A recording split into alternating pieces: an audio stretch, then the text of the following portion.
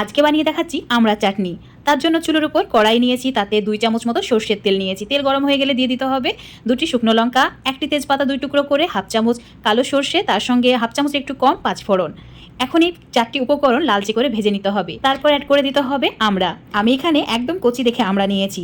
এই কচি আমড়ার চাটনি খেতে আমার খুবই ভালো লাগে। এই চাটনিতে আমড়ার খোসাটা রেখেছি, শুধুমাত্র 2 সাইডটা কেটে ভালোভাবে পরিষ্কার করে ধুয়ে অ্যাড করেছি।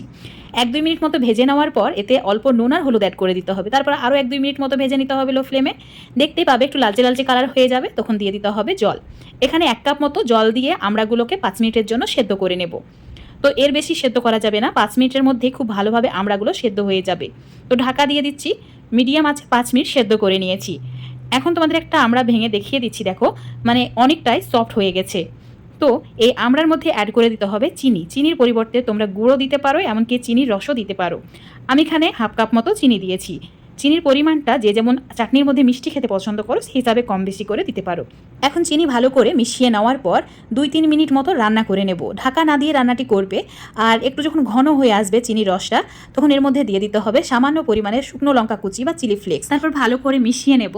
এখন মিশিয়ে নিলেই দারুণ সুস্বাদু চাটনি আমাদের রেডি হয়ে যাবে। আজকের এই আমড়ার চাটনিটা একবার এভাবে ট্রাই করে দেখবে, সত্যি বলছি যাকে খাওয়াবে সেই প্রশংসা করবে। খুবই সুস্বাদু হয় আর দারুণ দেখতেও লোভনীয় হয়। এই গরমের দুপুরে এইরকম যদি ভাতের পাতে চাটনি থাকে তাহলে তো জাস্ট জমে যায়।